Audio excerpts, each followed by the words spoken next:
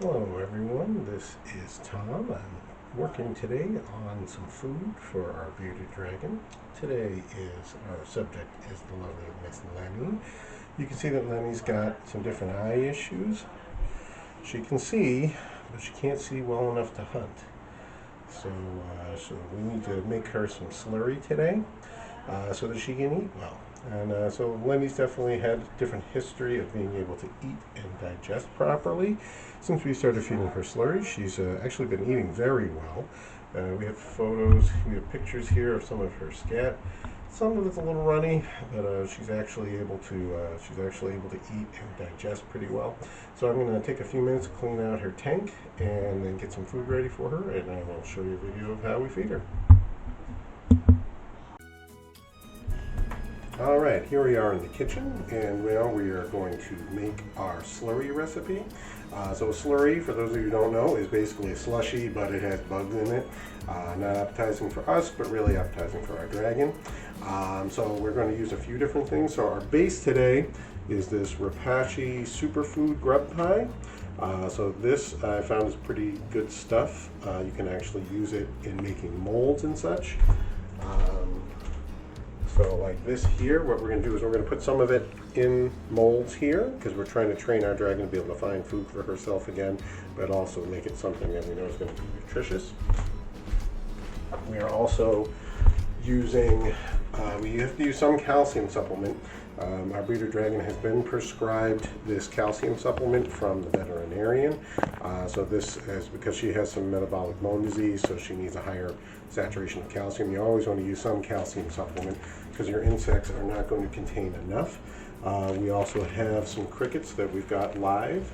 Ideally, you would always feed your dragon live insects. Unfortunately, she can't hunt for them, so we are going to put these in a mix. And we're also going to put in a couple of superworms. Superworms don't have quite as much protein as a cricket, but they've got a little more fat, and they tend to live a heck of a lot longer than your store-bought crickets. So what we're using today, we're going to use a half a cup of boiling water. We're going to use, I'm actually going to use 4 tablespoons of 4 just regular spoons, like this size here, of our Rapashi grub pie, and 1 scoop of our calcium supplement. This is actually critical care, so again, this is, you can only get that from your vet. You don't have to use that, but if your vet prescribes it, you should use it. We'll put in, basically, I'm not going to put this on camera. We're going to put our hot water into our mixer here. We are using a Ninja blender. You can use whatever blender you want. We actually specifically bought separate cups for her because we didn't want bugs in anything else we used in the blender. So we have a separate blade and mixing cup for her. And then after you put in the hot water, you're going to add your insects. We're not going to film insects getting cooked in the water today, but you're going to add your insects and then put the powder on top. And then you're going to add other veggies or fresh fruit. We use collard greens. You want to stick with, you can use fresh or frozen. We typically get fresh. Ideally, you would get organic, but if all you can find is regular collard greens, that will work too. I'm going to be putting in a little bit of turnip today and some strawberry to make it a little sweeter for her, and the strawberry is also an anti-inflammatory to try to help her eyes. So we want to, if you're going to use anything that's frozen, you want to make sure it's soft to some degree.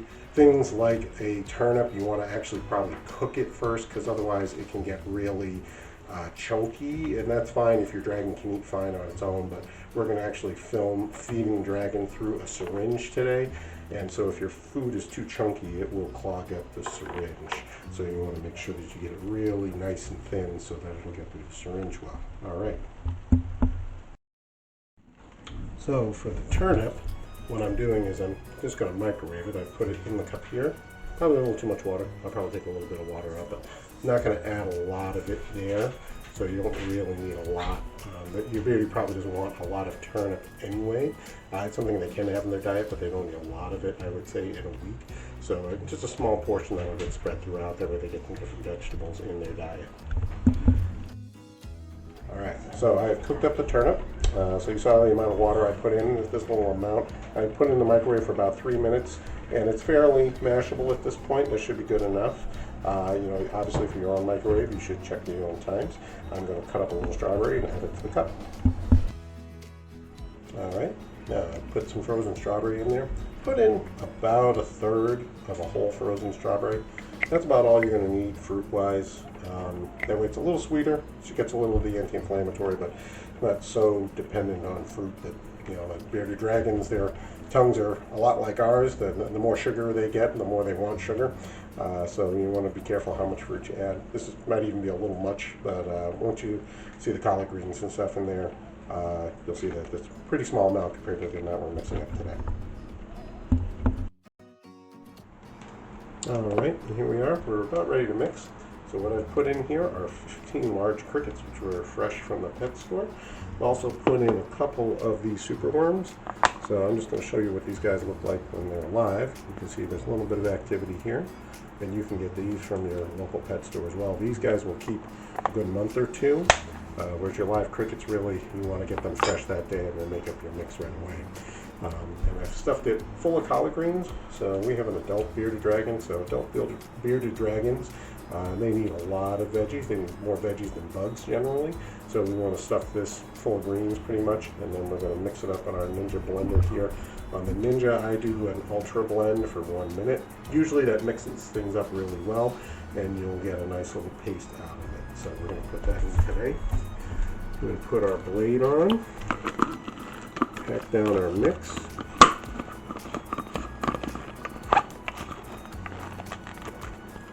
Put it on the blender, power up, and then start our blend.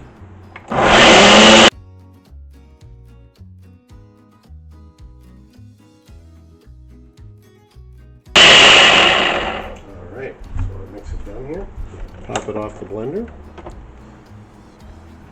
Shake it up a little bit. There's a little bit of strawberry there that didn't mix in, but I think for the most part, we've got a pretty good blend here. We're probably not going to get that in the mix, so just be careful when you're feeding the dragon, because that stuff you're going to get stuck in there if you try to use a syringe like we're going to be using. So what you're going to need to do then is take the lid off, shake some of it off the blade, and that you can rinse. And then what you're going to need to do with this is let it sit for like 10 minutes, let it cool off some, and it will actually gel up. While it's loose like this, we can put it in our mold and put the mold in the fridge, so it'll be ready for our dragon later. And then I'll show you a separate video of how to feed your dragon with a syringe.